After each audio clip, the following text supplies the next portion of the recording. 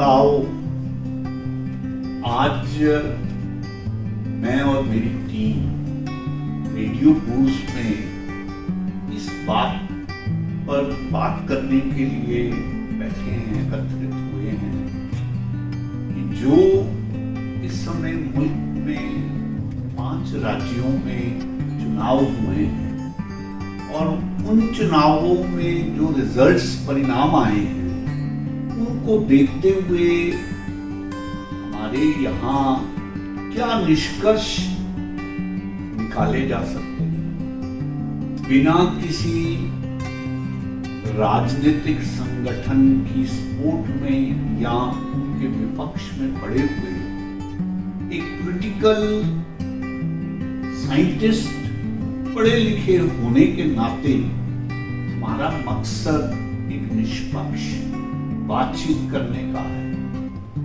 मकसद हमारी जो डेमोक्रेसी है उसको हम कैसे आगे और मैच्योर कर सकते हैं, क्योंकि बाद मुद्दत पहली बार इस बात के कुछ पॉजिटिव इंडिकेशंस ऐसे चिन्ह मिले हैं जिसके आधार पर पूरे संसार में और हमारे पॉलिटिकल साइंटिस्ट इन बातों को मानने के लिए मजबूर हुए हैं कि यस, अब भारत की राजनीति जात पात से उठकर वोट करना सीख रही है।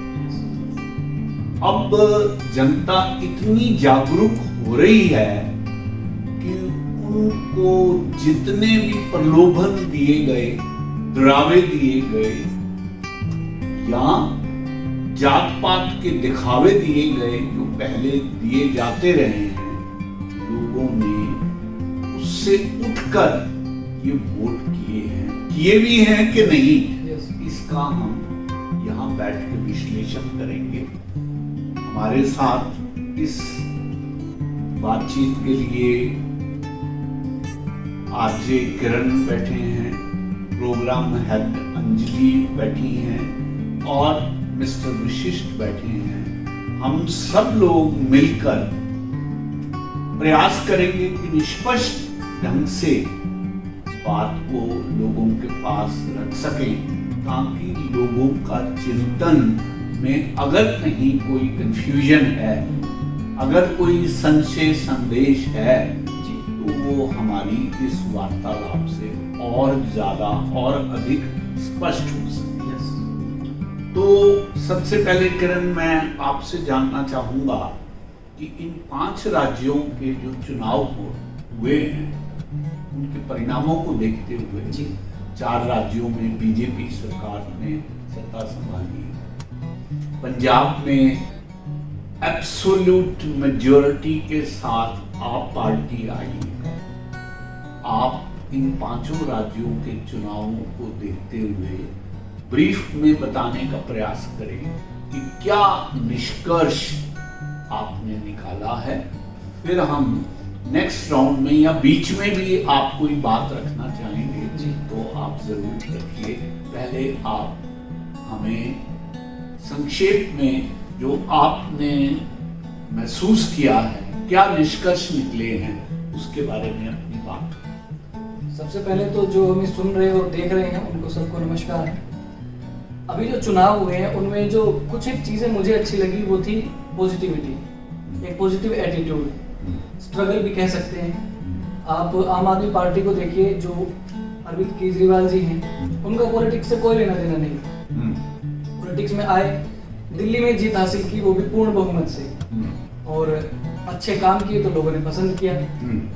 लोगों ने जब उनको देखा कि भाई ये हमारे लिए ही कुछ काम कर रहा है तो उनको सपोर्ट भी किया। अब पंजाब में पूर्ण बहुमत से वो दोबारा जीते हैं। तो ये दर्शाता है कि अगर आप एक पॉजिटिविटी के साथ कोई काम करते हैं, लोगों के लिए सोचते हैं, जिनकी वजह से या जिनके लिए आप सत्ता में आए हैं उनके लिए काम करते हैं, तो वो आपका सपोर्ट करते हैं। यही हमने पंजाब में देखा।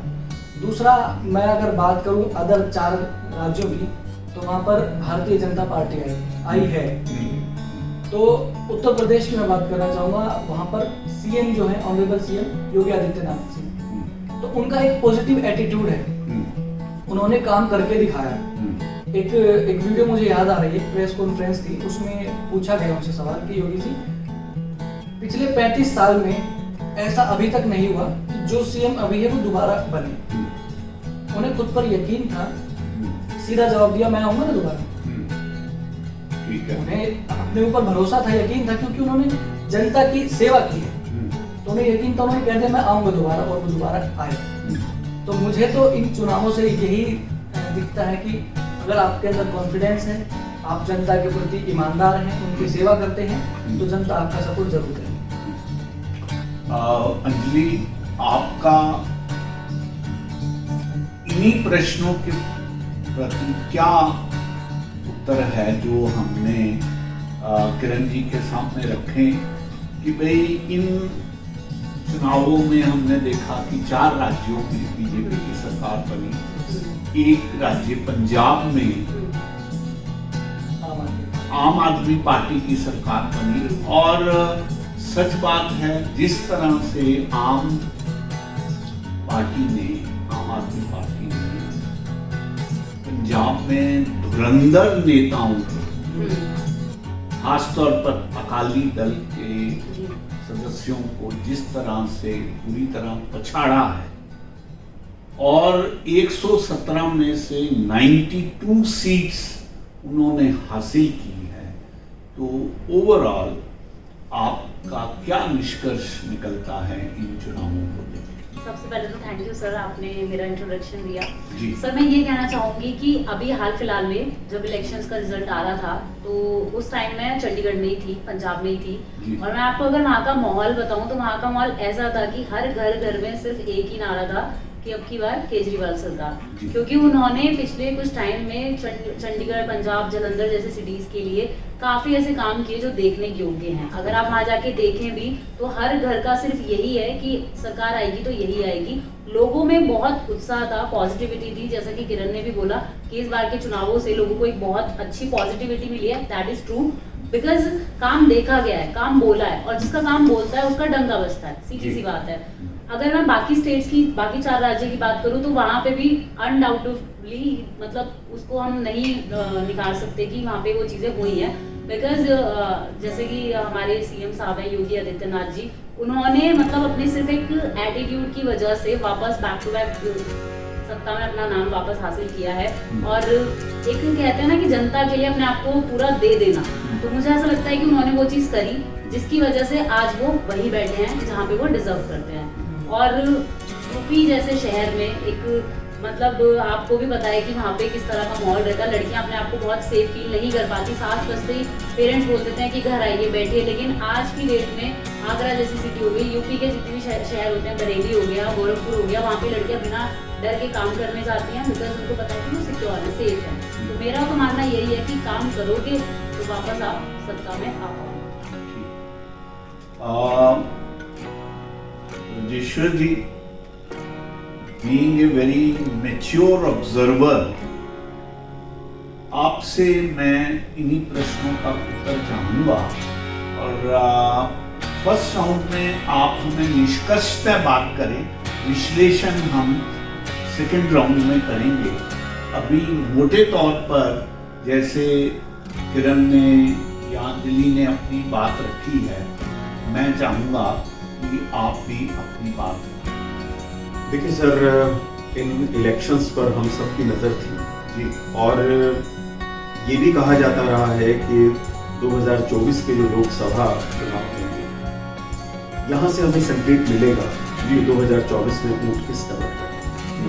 तो अगर मैं उत्तर प्रदेश की बात करूँ तो उत्तर प्रदेश में सबसे महत्वपूर्ण बात जो बीजेपी के पक्ष में गई जी, वो ये थी जो हमारी केंद्रीय सरकार ने बहुत सारी योजनाएं चलाई आम गरीब से गरीब आदमी तक, चाहे वो गैस पहुंचाना हो, चाहे वो टॉयलेट्स प्रोवाइड करना हो, चाहे सुरक्षा देने की बात हो, चाहे बहुत गरीब लोगों को अन्न का वितरण किया।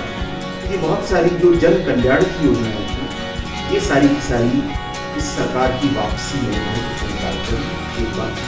दूसरी बात ये कि योगी जी ने एक बड़ा साफ साफ संदेश अपने पिछले 5 वर्षों में दिया कि जो लोग गुंडागर्दी करते हैं, जो लोग प्रदेश का माहौल खराब करेंगे वे नहीं बख्शे और उन्हें सख्त से सख्त सजा दी और जनता ने इस बात को पसंद किया। इस बार पूरा विपक्ष एक तरीके से देखा जाए तो मैं बहुजन समाज पार्टी या कांग्रेस को मैं कहीं नहीं गिनता, क्योंकि बेसिकली वे इररिलेवेंट पार्टीज हो गई, मार्जिन पे चली गई हैं। अब उनके पास ना कुछ कहने सुनने को नई बात है ना कुछ बचा है। लेकिन जो मुलायम सिंह यादव की समाजवादी पार्टी है उसने काफी प्रयास किया, लेकिन समाजवादी पार्टी के काफी प्रयास के बावजूद लोगों ने उनमें थोड़ा सा विश्वास दिया, अधिक विश्वास नहीं जाहिर किया। क्योंकि मैं खुद लखनऊ में रहा हूँ समाजवादी पार्टी की शासनकाल में, गुंडागर्दी अपने चरम पर थी और लोग इस बात को समझते थे कि अगर वे लोग लौट के आएंगे तो गुंडागर्दी लौट कर आएगी। एक बात। दूसरी बात ये कि पुलिस तो उन दिनों उनके मंत्रियों की भैंसे खोजने में लगी रहती थी, पुलिस के पास आम आदमी की तरफ देखने का टाइम नहीं था। सेकेंडली, एक बात से मैं असहमत हूँ, जो कई बार लोग सोचते हैं कि हम शायद कास्टिज्म और धर्म से ऊपर उठ गए हैं। ऐसा कहीं नहीं हुआ। आप देखिए, अगर समाजवादी पार्टी को वोट मिले हैं और 111 सीटें वो लोग निकाल के लेके गए हैं, तो इसमें जाति का समीकरण बहुत बड़ी बात है। इसमें मुस्लिम मतदाता ने पूरा एकजुट होकर उन्हें वोट दिया है और जो उनकी अपनी जातियां हैं, जिस जाति के लोग हैं, भारत में चाहे आप किसी भी बीमारी को खत्म कर लीजिए, जातिवाद और भ्रष्टाचार तो ऐसी बीमारियां हैं जो कभी खत्म नहीं होंगी। उनका महत्वपूर्ण रोल रहा है। 111 सीटें अगर समाजवादी पार्टी को मिली हैं तो उसमें मुस्लिम वोट और उनकी अपनी जो जातियां हैं उनके अपने वोट्स शामिल हैं और वही उसका रिप्रेजेंटेशन है। योगी आदित्यनाथ अगर जीत के आते हैं तो उनके पीछे उनका दमदार काम है, लोगों में सुरक्षा की भावना को देना है और एक मतलब ये कहने में संकोच नहीं करना चाहिए, हिंदू वोट भी है, एक हिंदू मानसिकता कि हिंदू असुरक्षित हो रहा है, इस मानसिकता ने भी बीजेपी को लाभ पहुंचाया है और अच्छा खासा मार्जिन, 2/3 मार्जिन उन्हें इसीलिए मिला। जितने भी जो विश्लेषणकर्ता थे उन सबके अनुमान लगभग गलत बैठे हैं। हर व्यक्ति 200 से 230 के बीच बीजेपी को दे रहा था, कोई नहीं कह रहा था कि उन्हें 273 सीटें मिल जाएंगी। उसके पीछे सबसे बड़ा कारण ये है कि वो ये बात लोगों के मन में लाने में कामयाब रहे कि हिंदू असुरक्षित है और हम अगर आएंगे तो जैसे हमने वाराणसी में कॉरिडोर बनाया, मंदिर कॉरिडोर बाबा विश्वनाथ का, हमने राम मंदिर बनाया, इसी तरीके से हिंदुत्व से जुड़ी जो मान्यताएं हैं उनको हम बचा कर रखेंगे और हिंदुओं का नुकसान हम नहीं होने देंगे कम से कम। इस मानसिकता के तहत यूपी का इलेक्शन जीता गया। अब आते हैं, हम बात करें आपकी पंजाब में जो आपने किया, पंजाब में लोगों के पास आपका कोई अनुभव नहीं था, तो ये कहना तो बेमानी है कि आपने कुछ अच्छा काम किया तो आपको इस वजह से वोट मिला। आपको वोट इसलिए मिला क्योंकि पिछले लंबे अरसे से पंजाब की जनता जो भी पॉलिटिकल पार्टियां वहां रहीं उनसे त्रस्त थी। मैं अकालियों का दौर भी मैंने देखा है, तब मैं पंजाब में जाता रहा हूं। ड्रग माफिया अकालियों के समय में जितना डेवलप हुआ उतना डेवलप कभी हुआ नहीं और भले ही उनका बीजेपी के साथ संबंध रहा हो, पैक्ट रहा हो, लेकिन जो गुनहगार थे वे अपना काम करते रहे और पैसा बनाते रहे। तो आम आदमी ने इस बात को महसूस किया कि अगर हम अकालियों को लेकर आते हैं तो ड्रग माफिया आएगा, ड्रग बिकेगी और हर व्यक्ति नशे में पड़ा रहेगा, तो इसलिए अकालियों को वोट नहीं मिला। कांग्रेस का जहां तक सवाल था, कांग्रेस भी उसी लाइन पर चली। कांग्रेस ने भी, चाहे वो खनन माफिया है, चन्नी 2 जगह से हार गए क्योंकि चन्नी का पूरा परिवार उस खनन माफिया और इन सब से जुड़ा हुआ है, ऐसी रिपोर्टें हैं।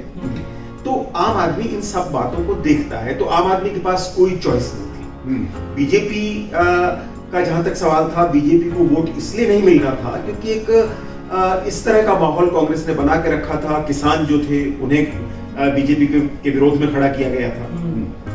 सिखों में भी कुल जमा ये भावना पैदा की गई कि बीजेपी तो एक हिंदूवादी पार्टी है, तो थोड़ा बहुत हिंदू वोट मिला और उससे कोई बड़ा लाभ बीजेपी को नहीं होने वाला था। और भी एक बात है, बड़ी साफ साफ दिखाई देता है, बीजेपी ने शायद पंजाब के चुनाव पे ध्यान भी नहीं दिया। उनका पूरा फोकस जो था वो उत्तर प्रदेश।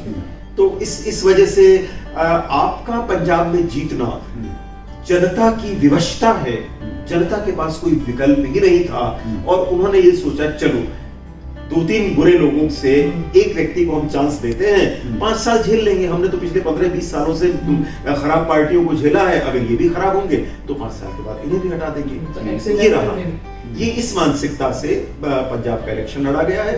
गोवा में कोई बड़ी बात नहीं थी, गोवा में बीजेपी ने ठीक ठाक काम किया है और कोई ऐसा भयंकर बहुमत में नहीं मिला है, जस्ट सरकार बनाने के लायक बहुमत मिला है, वो चला ले जाएंगे।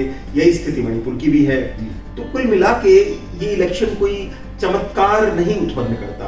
हमें आम आदमी को पॉलिटिकल पार्टीज की क्या मंशा है, उन्हें अगर हम समझ लें तो हमें इस चुनाव में क्या हुआ क्या नहीं हुआ वो बहुत साफ साफ दिखाई देता है। विशेष साहब, आपने बहुत ही मैच्योर ढंग से उन कारणों की तरफ बात रखी जिन वजह से ये सारे वोट्स पड़े। मेरा ये मानना है कि अगर हम निष्कर्ष के तौर पर कुछ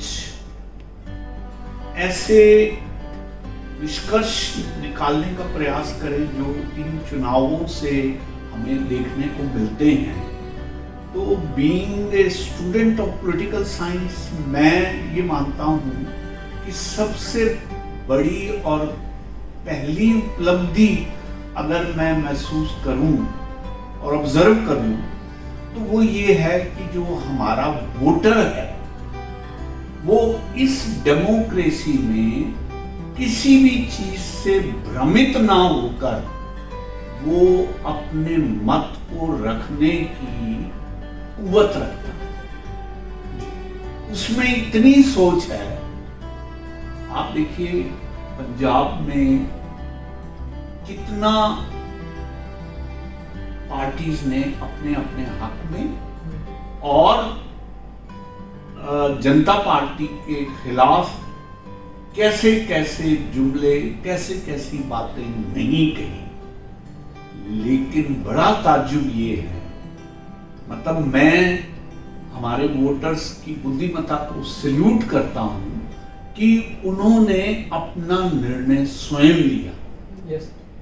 अब ये बात ठीक है कि जैसा ऋषि साहब ने कहा कि उनके सामने जो टेस्टेड लोग थे उनको नकार कर एक नई टीम को बहुमत में लाना, और वो भी इतने बड़े बहुमत में लाना अपने आप में बड़ी हिम्मत की बात थी। लेकिन जैसा कि मैंने डिफरेंट ऑब्जर्वर्स को सुना कि पंजाब की जनता बहुत ज्यादा दिल्ली में आती है, उनका इंटरेक्शन रहता है, दिल्ली के हालात वो देखते हैं। बहुत से पंजाब के लोगों के रिश्तेदार दिल्ली में हैं, तो जब जब भी वो दिल्ली गए उनको बताया गया कि दिल्ली में ये काम केजरीवाल ने बहुत बेहतर करे हैं और उसका रिजल्ट उनके सामने आया। मैं ऋषि साहब आपसे ये बात कहना चाहता हूँ कि इस समय जनता किसी आइडियोलॉजी या फिलॉसफी को ध्यान में ना रखकर जो करंट मुद्दे हैं, चाहे वो पानी, बिजली या हेल्थ इशू है या एजुकेशन का इशू है, उनको मद्देनजर में रखकर आगे चल।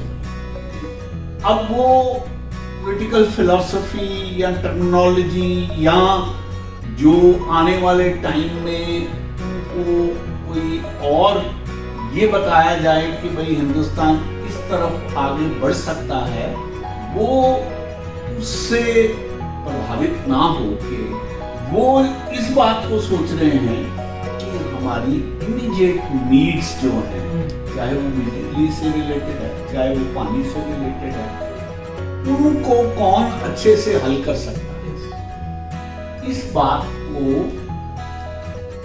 आम पार्टी ने बहुत अच्छे से प्रेजेंट करके और अपना अनुभव का दिल्ली में जो उनको हुआ है उसका उदाहरण देके उन्होंने इस बात को जनता को कन्विंस किया, पंजाब की जनता को, और इस स्तर पर ले आए कि बड़े बड़े धुरंधरों को उन्होंने पछाड़ दिया। अब मैं यहां से आपसे ये बात रखना चाहता हूं कि ये जो नए इडियम्स और फ्रेजेस पॉलिटिक्स में शुरू हुए हैं, जिनका बहुत अधिक अच्छे से प्रचार आम पार्टी ने पंजाब में किया है, सच्चाई ये है, इसका सारा श्रेय मैं बीजेपी को और हमारे प्रधानमंत्री नरेंद्र मोदी को। आप पूछेंगे कैसे? आप ये देखिए कि यूपी जैसे बड़े स्टेट में योगी जी ने वो काम किए जिनको सोचकर हमें ये डर लगता था कि ऐसा ना हो कि कोई योगी जी पे प्रहार करके उनको मिटाने का प्रयास करे। उन्होंने जिस तरह से यहाँ के माफिया को, उनकी प्रॉपर्टीज को जब्त किया और खुलकर उनका विरोध किया, और सिर्फ विरोध ही नहीं किया, अपने ऐसे लोगों को उन्होंने जेल में बंद कर दिया।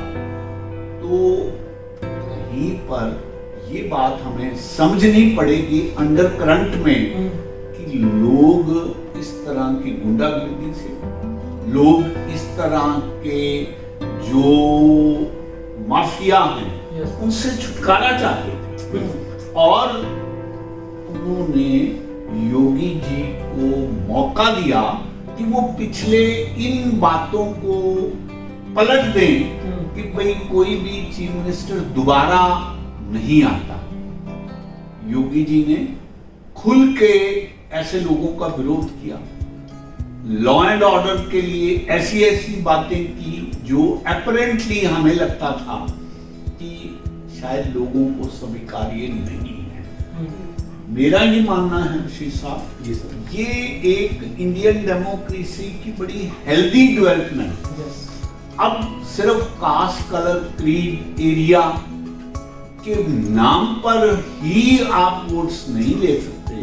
आपको साइमल्टेनियसली लोगों के हित में काम करने होंगे, और आपकी जो वेलफेयर पॉलिसीज हैं वो क्लियर कट आम लोगों तक पेनिट्रेट करनी चाहिए।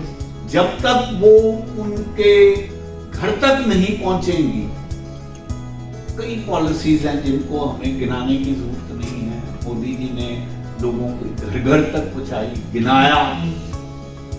उन सब बातों का कुल जोड़ ये रहा है कि जो traditional way of getting the votes was concern, उसको जो है रोक लगी, और अब नए इडियम्स, नए फ्रेजेस के साथ इलेक्शन में जनता के सामने हमारे लोगों को पेश होना पड़ा। और मैं समझता हूं कि ये एक बहुत मैच्योर डेवलपमेंट है जो इस समय मुल्क की हो रही है। मेरी ये प्रार्थना और आकांक्षा है कि इसी तरीके के इडियम्स, फ्रेजेस और आगे बढ़े, ताकि बाकी लोगों को भी ये समझ आए कि भाई हमें सिर्फ कुछ काम करके, दिखावा करके हम लोगों को नहीं लुभा सकते। हम तभी लुभा सकते हैं उनको अगर हम सॉलिड काम करेंगे और उसका रिजल्ट सामने। बिल्कुल ठीक है, मेरा ये मानना है। तो मैं अब ये चाहूंगा कि हम क्विकली अपनी अपनी कुछ और ऑब्जर्वेशंस दें। ये तो हमने ओवरऑल बात की, और अगर कोई बात छूट गई हो तो वो भी आप मेंशन कर सकते हैं, लेकिन और जो कुछ बातें आप मेंशन करना चाहें वो भी हम करना चाहें। जी सर, आप देखिए अभी आपने बताया कि माफिया वगैरह को योगी जी ने काफी हद तक कंट्रोल में किया हुआ है। हाँ। धमकियां भी बहुत मिली उन्हें कि भाई आपको कभी चिट्ठियां आती थी, कभी ईमेल्स आते थे, लेकिन वो नहीं डरे, खुलेआम घूमते थे। आज से नहीं, एक जमाने से नहीं डर रहे हैं। एक जमाने से नहीं डर रहे हैं, खुलेआम घूमते हैं वो तो। ना कोई तभी उन्होंने सुरक्षा जो घेरा है बोले रखा है। यही स्थिति मोदी जी की भी रही। यस, एक चोगा पहन के चलते हैं वो तो, भगवा कलर का, और कोई कुछ वो नहीं। क्यों? जब उसके मन में होता है जो गलत काम करता है। अब आप देखिए पिछले 5 सालों में अगर मैं बात करूं तो जो क्राइम रेट है उत्तर प्रदेश का वो बहुत कम आया है।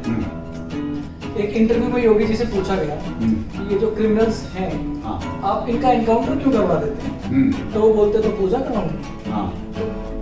देखिए कितनी दिलेर है, जो सामने से बोलते हैं जो मन में है वो बोल दिया। तो जनता को यही अंदाज उनका पसंद आया।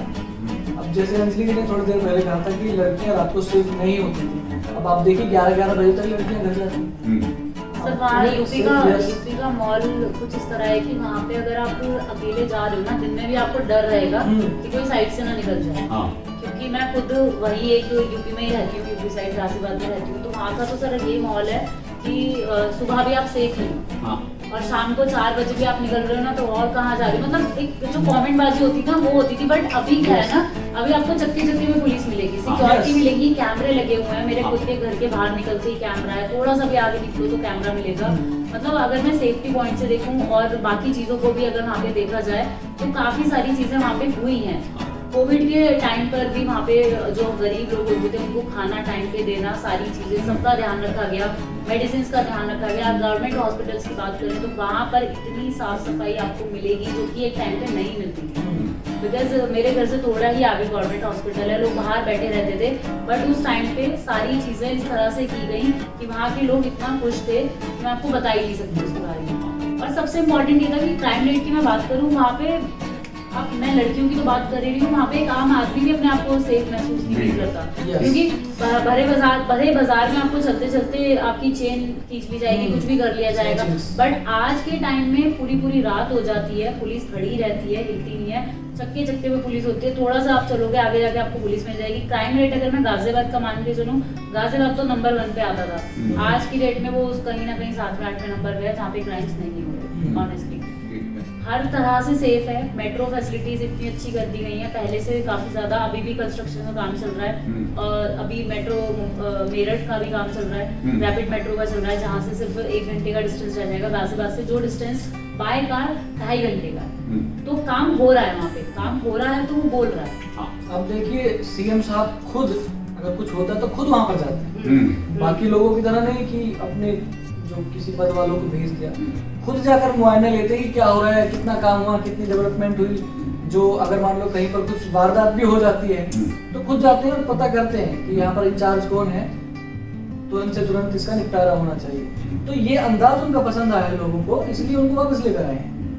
अब सर अगर हम बात करें रेप केसेस की, उसमें क्या होता है, सजा सुनाते हैं, जेल में डाल देते हैं। अब अगर मैं बात करूँ योगी आदित्यनाथ जी की, उनकी एक स्टेटमेंट थी जिसमें उन्होंने सीधा बोला था, क्या जेल में रख के, जैसा किरण ने भी बोला था कि पूजा करती है क्या, सीधी सी बात है। क्राइम ही इतना भयंकर क्राइम है, वो इतनी गलत चीज है। उस टाइम तो on the spot encounter shoot, बात ही खत्म, केस सालों साल पड़े रहते हैं, अदालत में कुछ नहीं होता। लेकिन अगर हम लास्ट रिकॉर्ड्स उठा के देखें, आप देखिए कि वहाँ पे रेप केसेस भी दिन ब दिन घटे हैं।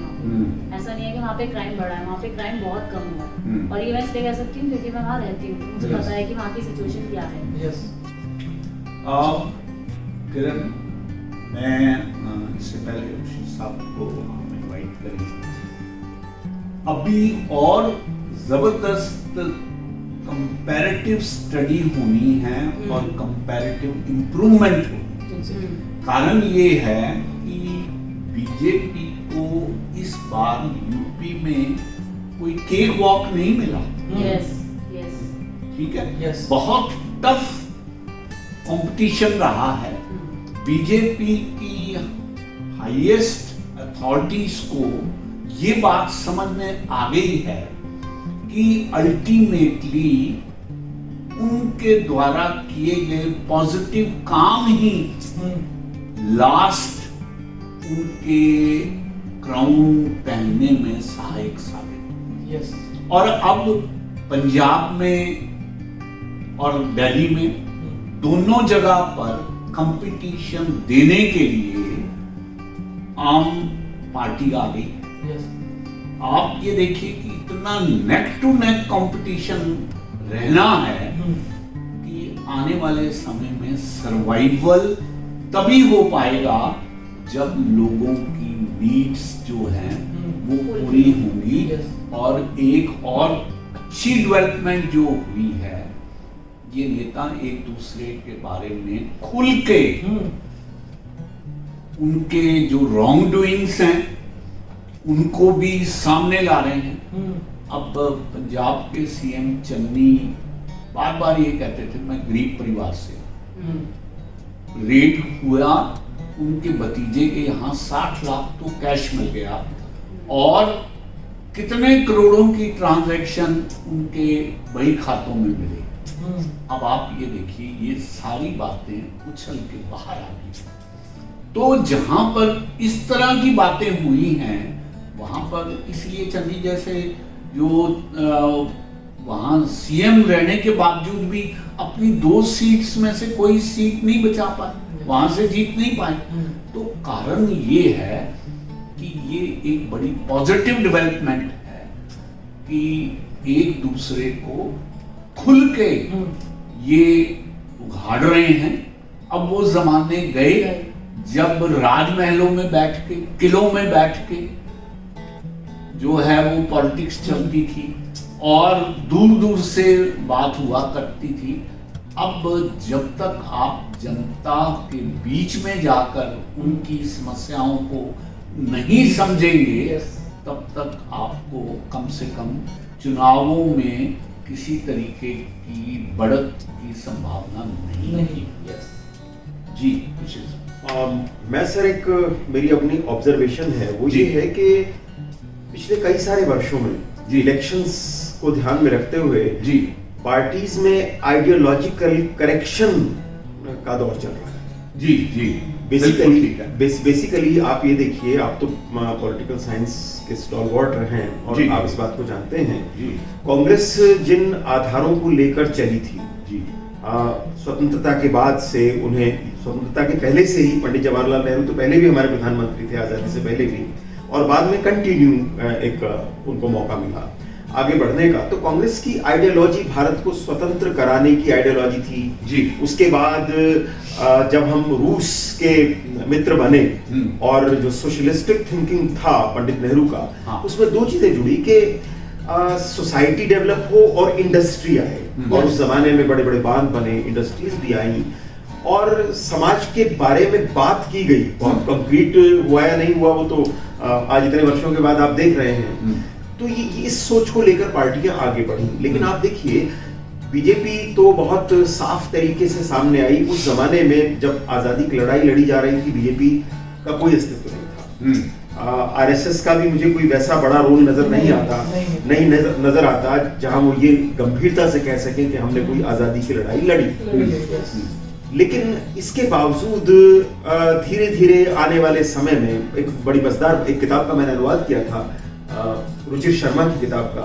रुचिर शर्मा ने लिखा कि बीजेपी का आगमन टेलीविजन पर रामायण जो सीरियल आया वो रिवाइवल का टाइम था। जब रामायण का सीरियल आया और आम आदमी ने अपने आप को अपने धर्म से जोड़कर, अपनी मान्यताओं से जोड़कर देखना शुरू किया, उसने एक बहुत बड़ा ग्राउंड दिया। जब दूरदर्शन सरकारी था, जब दूरदर्शन के पास रामायण का प्रपोजल गया था, तो राजीव गांधी के शुभ चिंतकों ने ये कहा था कि इसे मत ग्रीन सिग्नल दीजिए, इसे मत आने दीजिए, इससे आपका नुकसान होगा। लेकिन राजीव गांधी इस बात का अनुमान नहीं लगा सके। उन्होंने कहा नहीं ठीक है, ये तो कहानियां हैं, इनसे क्या फर्क पड़ता है, इनको चलने दीजिए। और वो कहानियां नहीं, वो सही माने में हिंदुत्व का तो इतिहास है। हमारे यहाँ इतिहास लेखन की परंपरा तो है नहीं, हम तो अपने जो पौराणिक संदर्भ है उन्हीं से इतिहास को खोजते हैं। वो एक एज मिला। उसके बाद तो आप देखते हैं फिर मुद्दे खोजे गए। देखिए, कोई मुद्दा अचानक निकल कर नहीं आता, चाहे वो राम मंदिर है, राम मंदिर का अचानक एक रात ताला खुल जाता है, उसके बाद आप वहां पे रामलला को जाके देखते हैं, आप पूजा आरंभ कर देते हैं, आप एक संघर्ष आरंभ कर देते हैं। मुस्लिम पार्टीज हैं वो भी पक्षकार के रूप में खड़े होते हैं, वो भी कोर्ट में जाते हैं, और ये अपने आप में पूरा का पूरा खेल चलता है। तो एक आइडियोलॉजी ये लेकर चलती है कि हम हिंदुओं की जो दमित भावनाएं हैं, जिस तरीके से बाहरी लोगों ने यहाँ आकर, लुटेरों ने आकर यहाँ के राजा बनकर आपके धर्म को, आपको दमित किया, हम उस हीन भावना से आपको मुक्ति देंगे। तो इस आइडियोलॉजी को लेकर बीजेपी चल रही है। और मजेदार बात यह है कि बीजेपी अकेली ऐसी पार्टी है जिसने अपनी आइडियोलॉजी नहीं बदली। और इसमें सबसे बड़ा योगदान है उन लोगों का जो लोग बीजेपी को वोट नहीं देते, बीजेपी भी ठीक से जानती है कि उनका वोट बीजेपी के लिए नहीं है, और वे भी जानते हैं उन्हें बीजेपी को वोट नहीं देना है। तो एक बहुत बड़ा क्लियर कट डिवाइड हुआ। इस डिवाइड ने एक और मिथ तोड़ा, जिसका आपने अभी हवाला भी दिया, कि जातीय समीकरण। जब जब ये डिवाइड सामने आता है तो दूसरे पक्ष, और खासतौर पे हमारी जो वामपंथी शक्तियां हैं, वो कोशिश करती हैं कि हिंदू धर्म में आंतरिक कलह आरंभ हो जाए, जाति संघर्ष आरंभ हो जाए। उस संघर्ष को भी जारी करने की बार बार कोशिश की गई, और उस संघर्ष का भी कोई खास रिजल्ट नहीं निकला। किसान आंदोलन को अपने आप में एक जाति से जोड़ने की कोशिश की गई। उस जाति, पश्चिमी उत्तर प्रदेश उससे प्रभावित होना चाहिए था, लेकिन ये सिद्ध हो गया कि उससे प्रभावित नहीं हुआ। तो लोग इतने मैच्योर हो गए हैं, लोगों ने उस जातीय भावना को भी नकार दिया। धर्म की भावना को लोग कभी नहीं नकार पाएंगे, पूरी दुनिया में नहीं नकार पाते हैं, हमारे यहाँ क्या नकारेंगे। तो उसका लाभ बीजेपी को मिला। अब जहां तक आपका सवाल है, आपके बारे में बात करूं, ये एक बड़ी मजेदार पार्टी है। इस पार्टी के पास बेसिकली कोई आइडियोलॉजी है ही नहीं। सबसे बड़ी आइडियोलॉजी इस समय अपॉर्चुनिटी को एनकैश करना है। सब वही करते हैं कमोबेश। जब अन्ना हजारे ने जंतर मंतर पर बैठकर भ्रष्टाचार के विरुद्ध धरना दिया था, उस समय वे सारे के सारे लोग जिनका मोह भंग हो गया था वामपंथियों से, कांग्रेस से, अन्य पार्टियों से, वे सारे लोग यहाँ आकर बैठे थे। तो वो अपने आप में सब लोगों का मिलन स्थल है। तो आपके पास कोई एक बेसिक आइडियोलॉजी नहीं है।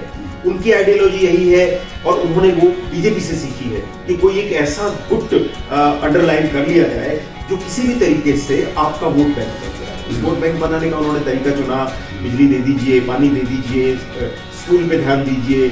जो आदमी लोअर मिडिल क्लास है, जिसके पास अपनी सुविधाएं नहीं है, उसे आगे बढ़ाइए।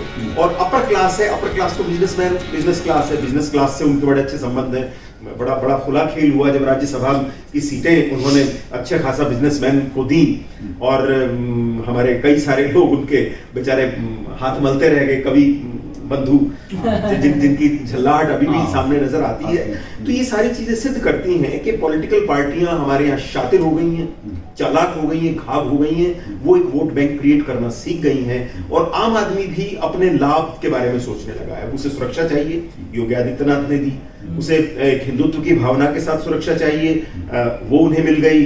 उन्हें छोटी मोटी सुविधाएं, गैस है, पानी है, ये सारी चीजें, अनाज है, वो सारी चीजें मिल गई। और खास तौर पे कोरोना टाइम में भी यूपी में जिस तरीके से चीजों को एड्रेस किया गया, वो अपने आप में अद्भुत था। और इंडस्ट्री आ रही है। तो ये सारी की सारी चीजें किसी भी पार्टी को के लिए जगह बनाती हैं। लेकिन एक बात नोट कर लेनी चाहिए, किसी भी पार्टी को कोई राज्य अपने आप से वोट नहीं देता, वो काम को देखकर देता है। उत्तराखंड की बात मैं करूं, उत्तराखंड के बारे में हमने बात नहीं की। उत्तराखंड में भी कभी रिपीट नहीं होता था। उत्तराखंड में भी कभी रिपीट नहीं होता था, और पहली बार बीजेपी आई। और जबकि मजेदार बात यह है कि उनका जो मुख्यमंत्री वाला फेस था, वो इलेक्शन हार गया। तो इससे ये सिद्ध होता है कि लोग इस बात को जानते हैं कि आप किसी फेस को मुख्यमंत्री बना देंगे, वो महत्वपूर्ण नहीं है। पंजाब में तो देखिए सारे मुख्यमंत्री के फेस। कांग्रेस, अगर आप कांग्रेस की बर्बादी का खेल आप देखते हैं तो कांग्रेस ने खुद किया। कांग्रेस तो भस्मासुर हो जाती है कहीं पर भी। अपने आप को जलाना है, हम अपने को आग लगाएंगे, सब जल के मर जाएंगे, लेकिन ऐसा होता नहीं है। चाहे वो अमरिंदर सिंह का मामला देखें, सिद्धू का मामला देखें, चन्नी का मामला देखें, ये सारे के सारे शक्तियां आपस में लड़कर टकराकर समाप्त हो गई। इसलिए एक तीसरी पार्टी को जगह मिली। आपकी बात सही है, लोग आते हैं, दिल्ली में भी काम देखते हैं, लेकिन हर आदमी, दिल्ली में जिस तरीके से काम होता है, दिल्ली एक बहुत मेट्रोपॉलिटन जगह है, यहाँ काम करना आसान है। पंजाब में काम करना किसी के लिए इतना आसान नहीं होगा। पंजाब में हम मूल्यांकन आपका करेंगे कम से कम 2.5 साल के बाद कि वो कहां तक पहुंचते हैं। यूपी में बीजेपी टाइम टेस्टेड थी, उत्तराखंड में टाइम टेस्टेड थी, गोवा में टाइम टेस्टेड थी, मणिपुर में टाइम टेस्टेड थी, और उनको मौका मिला। तो मेरी दृष्टि में तो ये निष्कर्ष नहीं, बिल्कुल ठीक है। देखिए, ये जो पिछला कार्यकाल गुजरा है, चाहे वो बीजेपी का है, चाहे वो कांग्रेस का है, या आम पार्टी का है, मैं समझता हूं it was a real acid test time. BJP ने मोदी जी की अध्यक्षता में जो भारी निर्णय लिए, चाहे वो 370 धारा को हटाना, बिल्कुल, चाहे डीमोनेटाइजेशन था, चाहे 3 तलाक। 3 तलाक की बात थी, यस। या कश्मीर को 3 हिस्सों में बांटना था, इस तरह के जो बहुत हिम्मत वाले फैसले थे, yes. Surgical strike, surgical strike, exactly. Yes. तो ये जो पीरियड है हमारा, this will go in the history as a acid test time. Yes. इसी तरीके से इमरजेंस ऑफ जो आम पार्टी है, देखिए विशेष साहब, मेरा ये मानना है with a passage of time people learn with the experience. बिल्कुल सही कह रहे हैं। मैं जो पिछली स्पीचेस इनकी मान साहब की सुन रहा हूँ, और जो अब उनका एटीट्यूड है, जिस ढंग से अब वो बात करते हैं, इवन केजरीवाल भी जिस मैच्योरिटी के साथ, अब आप देखें, वो कभी भी मोदी जी को सीधा क्रिटिसाइज नहीं करते। ये चीज उन्होंने सीखी है, हम्म। ये लर्न किया है। शुरुआती दौर में Yes. वो सिर्फ क्रिटिसाइज ही करते थे, Exactly. उसका कोई लाभ होने वाला नहीं था। हाँ, Yes. हाँ। तो मेरा ये मानना है कि our democracy is really getting mature, mature, बिल्कुल। और हम बहुत कुछ सीख रहे हैं, और इस प्रोसेस में मेरे को बड़ी उम्मीद और आशा है जी।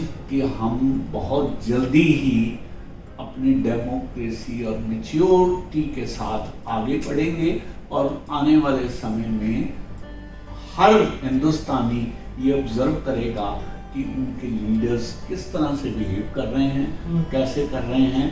अब वो पुरानी बातें खत्म हो चुकी हैं, जी।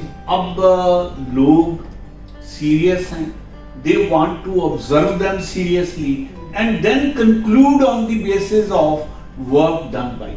आज हमारी वैश्विक छवि है। यस, आप देखिए, अभी सरकार ने जो यूक्रेन और Yes. रूस के युद्ध के समय जो एक स्टैंड लिया है, हाँ। वो स्टैंड दुनिया में किसी दूसरे देश के वश का नहीं है। नहीं, बिल्कुल। तो ये एक हिम्मत की बात है। पहली बार हाँ। हमारे देश ने इंटरनेशनल लेवल पर ये दिखा दिया कि हम स्टैंड करते हैं। Exactly. हम किसी के पीछे Exactly. लगू नहीं है। हाँ। ना हमने अमेरिका को स्वीकार Yes. किया, ना हम रूस को स्वीकार कर हाँ, रहे हैं। हाँ। मैं तो एक रिपोर्ट पढ़ रहा था सर, बड़ी मजेदार रिपोर्ट थी। हाँ। अब तो चाइना भारत के बारे में अपनी ओपिनियन चेंज कर रहा Change कर रहा है। है। वो कह रहा है कि भारत तो हमारा स्ट्रेटेजिकल पार्टनर हो रहा हाँ। बन सकता है, हाँ। और हम क्यों छोटे छोटे मुद्दों को लेकर, बाउंड्री एक्सेट्रा को लेकर लड़ाई करें। बिल्कुल, बिल्कुल। तो एक नई शक्ति समीकरण बन रहा है, जिसमें रूस है, चीन है, भारत है। विश्व और यहाँ शक्ति। मजेदार बात यह है कि पाकिस्तान जैसे देश जो कहीं कोई स्टैंड नहीं ले सके, वो अलग थलग पड़ गए। बिल्कुल, बिल्कुल। विश्व शक्ति के रूप में उभर रहे हाँ, हैं। बिल्कुल। तो इन शब्दों के साथ हम आज की डिस्कशन को यही समाप्त करते हैं, और मेरा मानना है इस तरह की डिस्कशन हम करते रहेंगे। बिल्कुल सर। और अपने श्रोताओं को हम अपने व्यू पॉइंट के साथ अवगत कराते रहेंगे। जी। अगर आपको कोई हमारे डिस्कशन के दौरान कोई ऐसी बात लगे जहां आपको लगता है कि भाई हमें अपने व्यू पॉइंट में चेंज करना चाहिए, तो कृपया आप हमारे फ़ोन पे या जिस भी माध्यम से आप हमें कांटेक्ट करना चाहते हैं आप करिए। You are most welcome.